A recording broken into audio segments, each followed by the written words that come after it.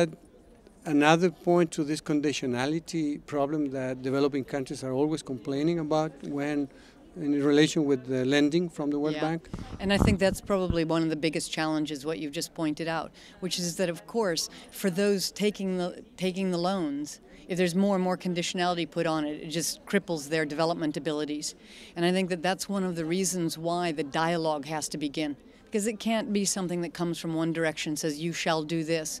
What it has to be about is a dialogue over sustainability, which is, of course, these countries have to develop. Of course, they need to build roads. But how are we going to have that happen along with the natural foundation piece not being undermined to the point that there's no sustainability in that?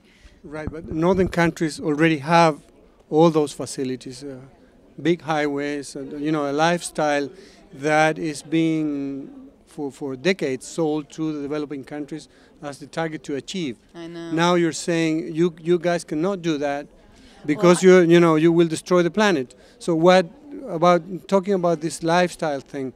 What will the North do regarding to the concept of good living?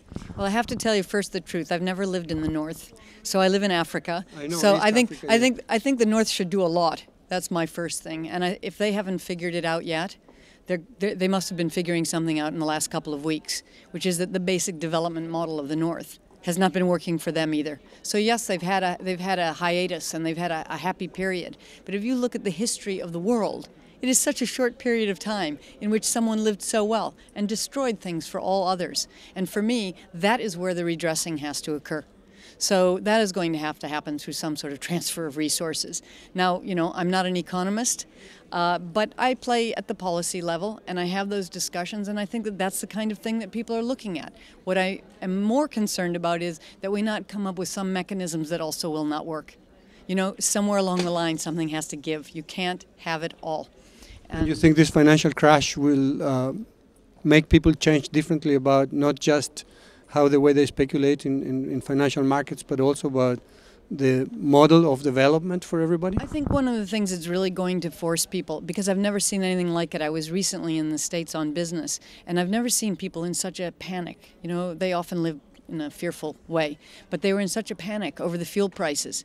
To me, those fuel prices are completely trivial compared to what the real fuel prices are. And I think if you just keep turning that up a little bit more and a little bit more, someone at some point in time is going to have to be changing their style of life.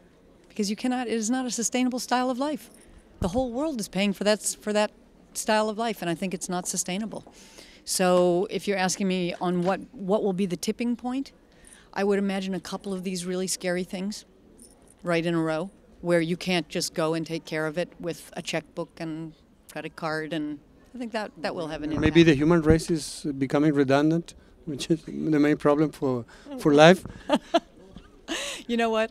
I think that some of the humans I know, particularly those that work in developing countries, they are about the future. They're where the solutions are. So I hope those people are around for a long time to come, because I think that's where the solutions are.